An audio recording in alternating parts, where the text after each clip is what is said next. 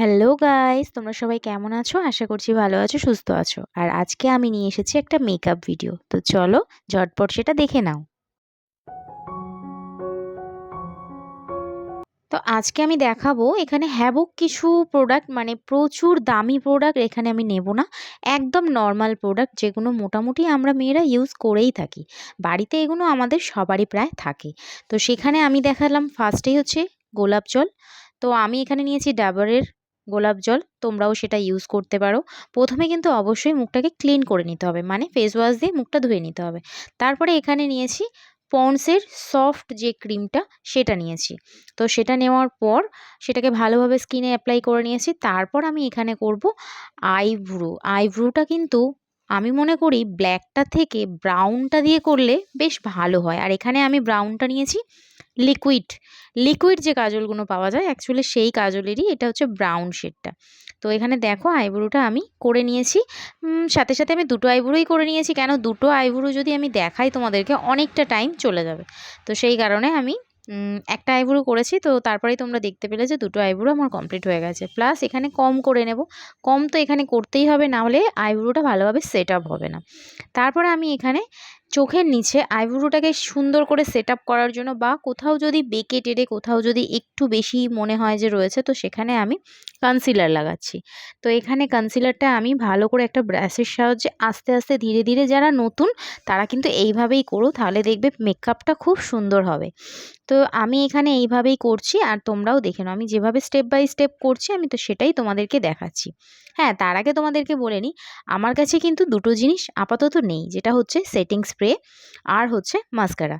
তো এই দুটো ছাড়াই আমি আজকে মেকআপ করেছি। তোমরাও এই দুটো ছাড়া মেকআপ করতে পারবে, আশা করছি অসুবিধা হবে না। তবে হ্যাঁ, মাস্কারা যাদের কাছে নেই তারা কিন্তু একটা টিপস ফলো করতে পারো। তো তোমরা যদি জানতে চাও যে কী টিপস, সেটা আমি কিন্তু নেক্সট ভিডিওতে তোমাদের অবশ্যই দেখিয়ে দেবো। তো এখানে আমি নিয়েছি অত বেশি, মানে যেহেতু ব্লেন্ড করতে হবে, তো সেই জন্য একটা ব্লেন্ডার নিয়েছি। আমি ব্রাশের সাহায্যে ব্লেন্ড করতে পারি না, তো সেই জন্য একটা ব্লেন্ডার, এরকম ব্লেন্ডার আমাদের সবার কাছেই থাকে, স্পঞ্জি।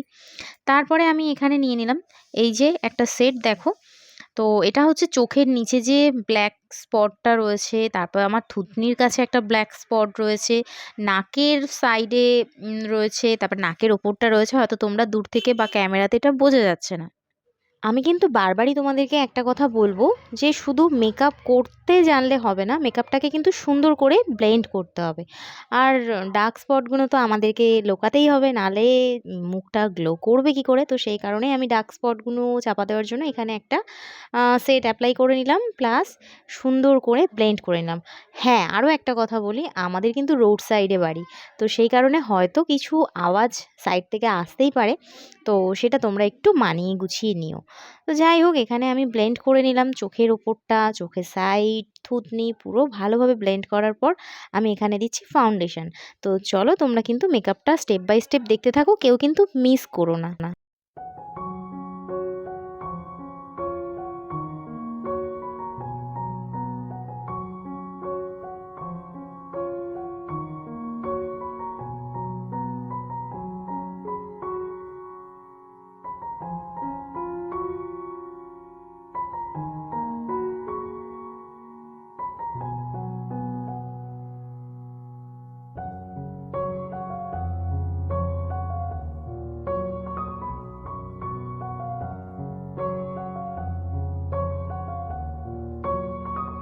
এবার আমি চলে এলাম যাদের মুখটা হচ্ছে বড় বড় লাগে, মানে কাটিং করতে হবে, মানে হচ্ছে সরু সরু মুখটা দেখাতে হবে, তাদেরকে কিন্তু এখানে নিতে হবে একটা চকলেট কালারের কনসিলার।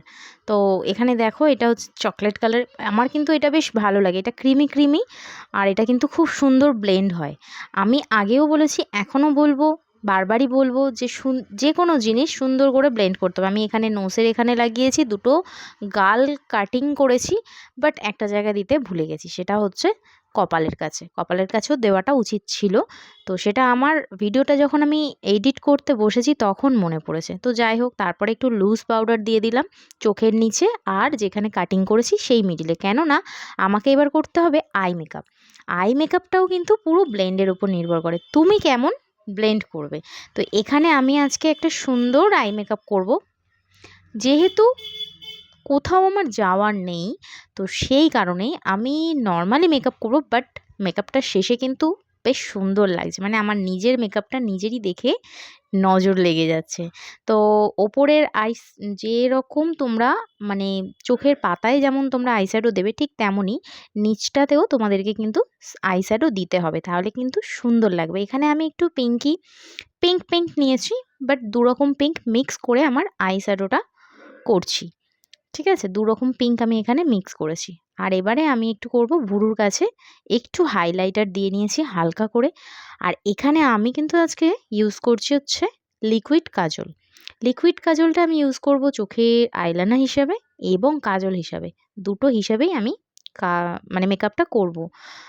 তোমরা যারা আইলাইনার দিয়ে করতে চাও আইলাইনার দিয়েও করতে পারো, কোনো অসুবিধা নেই। আমি আইলাইনার দিয়েও করি, প্লাস লিকুইড কাজলটাও দিয়ে করি। তো লিকুইড কাজলটা নতুন কিনেছি, আগেও ব্যবহার করেছি, সেটা বড় কথা নয়, বাট সেটা শেষ হয়ে যাওয়ার পর এটা কিন্তু নতুন, তো সেই কারণে মনে হলো চলো নতুনটা একটু ইউজ করে ফেলি। তো সেই জন্য তোমাদের সাথেও একটু শেয়ার করলাম।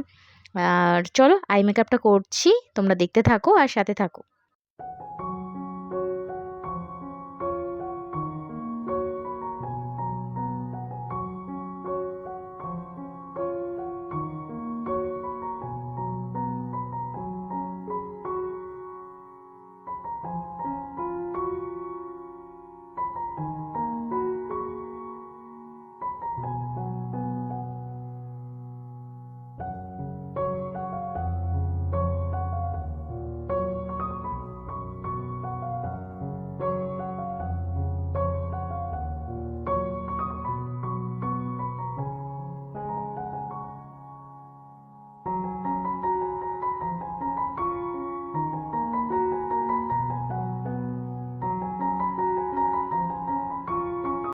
আই মেকআপটা কমপ্লিট করার পর আমার মনে পড়লো, এমা আমার তো একটু গ্লিটার দেওয়ার কথা ছিল।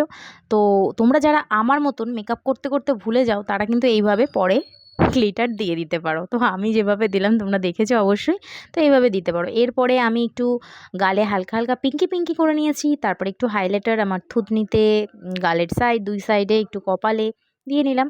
তো দেখো এবারে চলে এসছে লিপস্টিক। এই লিপস্টিকটা কিন্তু আমি কিনিনি, এই লিপস্টিকটা আমাকে কোনো একজন মানুষ গিফট করেছিল। মানুষ বলতে আবার তোমরা অন্য কিছু ভেবো না, ঠিক আছে? তো এটা আমারই চেনা পরিচিত একজন মহিলা আমাকে গিফট করেছিল। আমি তার নাম নিতে চাই না, কেন সে মনে করে তার নাম নিলে নাকি আমি তার কি বলবো, কিছু বলার নেই আমার তাকে। তো যাই হোক, একটা টাইমে হয়তো ভালো সম্পর্ক ছিল, বাট এখন নেই। সে মনে করে আমি যদি তার নাম নিই ভিডিওতে, তো তাকে ভাঙিয়ে বা আমার ফ্যামিলিকে ভাঙিয়ে আমি খাওয়ার জন্য এখানে এসেছি। তো সেটা আমার একদমই কাজ নয়। তো যাই হোক চলো, অনেক কিছু হয়তো বকবক করে ফেললাম, বোরিং লাগলে সরি। তো মানে লিপস্টিকটা পরতে গিয়ে বা লিপস্টিকের এই যে ভিডিওটা আমি এডিট করতে গিয়ে এই কথাগুলো মনে পড়ে গেল, আর আমি বলেও ফেললাম। তো চলো, এখানে আমার কানের দুলও পরা হয়ে গেছে। এবার তোমরা আমার ফাইনাল লুকটা একটু দেখে নাও। ঠিক আছে, চুলটা তো বাঁধা ছিল, চুলটা বাঁধা থাকলে একদম ঝগড়ুটি মাসি মনে হয়, তাই নয় কি? যে কোনো মেয়েকেই চুল বাঁধা থাকলে ঝগড়ুটি মাসি মনে হয়।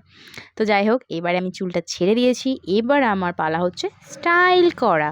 তো আমার মনে হয় অলওয়েজ স্টাইল করো আর স্মাইল করো। তো চলো ভিডিও শ্যুটগুলো একটু টুকটাক দেখে নাও।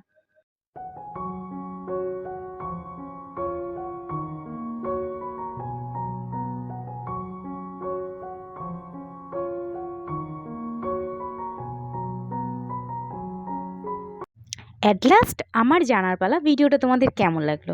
আশা করছি ভিডিওটা ভালো লাগলো। ভিডিওটা ভালো লাগলে অবশ্যই লাইক করো, কমেন্ট করো, শেয়ার করো। চলো টাটা।